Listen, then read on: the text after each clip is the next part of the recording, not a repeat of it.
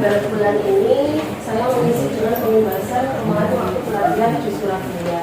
Jadi untuk pelatihan di Surabaya itu mengenai peningkatan kompetensi pedagogi guru SLB saat ini.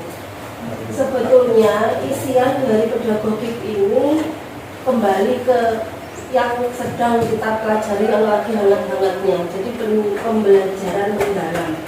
Jadi untuk pedagogi ini sama kita mempelajari, mengingatkan kembali apa yang namanya pola pikir. Seharusnya ini sudah di luar kepala. Untuk pola pikir kita ada dua, kemarin apa? Ada berkembang untuk belajar dan memperbaiki diri, seperti itu dan seterusnya.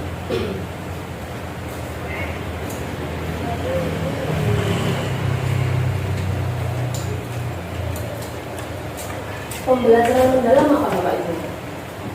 Kita sudah sering sekali digaung-gaungkan untuk pembelajaran mendalam, lebih intens. Terus adalah pembelajaran merupakan pendekatan yang memuliakan dengan menekankan pada penciptaan suasana belajar dan proses yang di dalamnya ada berkesadaran, bermakna, dan menggembirakan. Biasanya kalau RPM itu maksudnya seperti di mindful, meaningful, dan joyful, menggembirakan melalui olah pikir, olah hati, olah rasa, dan olah raga. Ada empat secara holistik dan terpadu. Nanti saya akan share juga. Jadi nanti saya share ke grup kita untuk semua materi yang saya dapatkan kemarin dari Surabaya. Jadi di sini ada penjelasan dari olah pikir atau intelektual, olah hati etika, olah rasa estetika, dan olahraga itu fisik.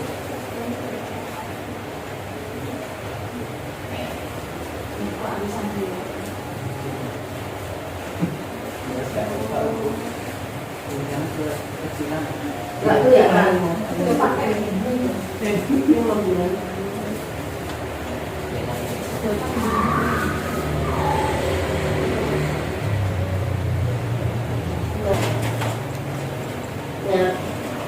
Ini untuk ragam anak berkebutuhan khusus. Ada 6 ya. Ada hambatan penglihatan, pendengaran, intelektual, fisik, autis, dan MDPA. Yang MDPA kita nggak ada ya. Sudah paham MDPA ya? Ya, tunaganda. Jadi hambatan penglihatan.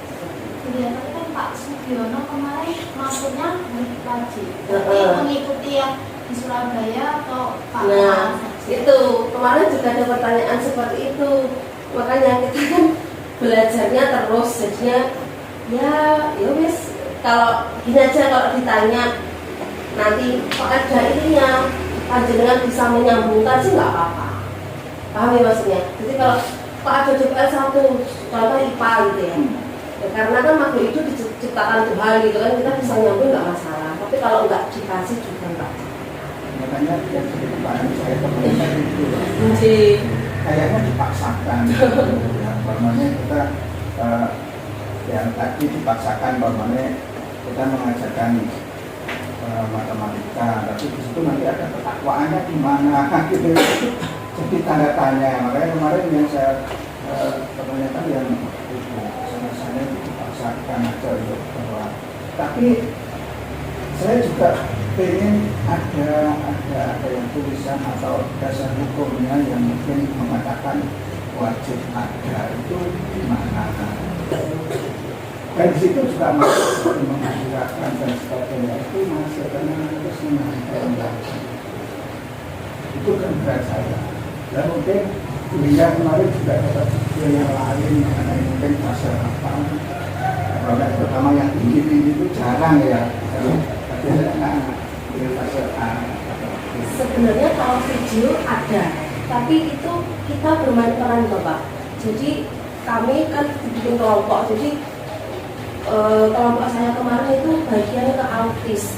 Jadi ada yang mengajar jadi guru, ada yang jadi siswa autis ya. Ada sebenarnya, tapi durasinya panjang, ini belum saya kompres, itu sebenarnya ada Ya, sebenarnya. kalau nanti kan kita akan punya jadwal-jadwal Iya.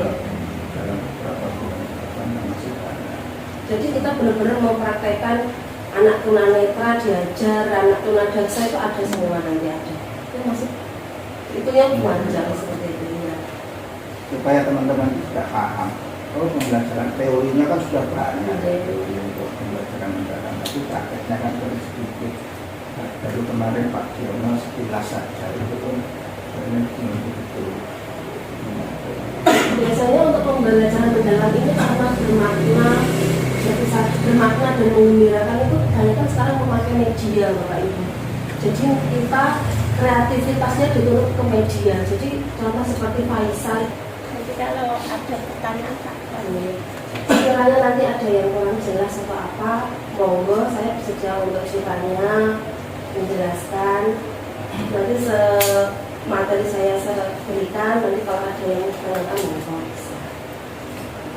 Sampun itu aja sekiranya hasil pembahasan hari ini. Terima kasih untuk waktunya.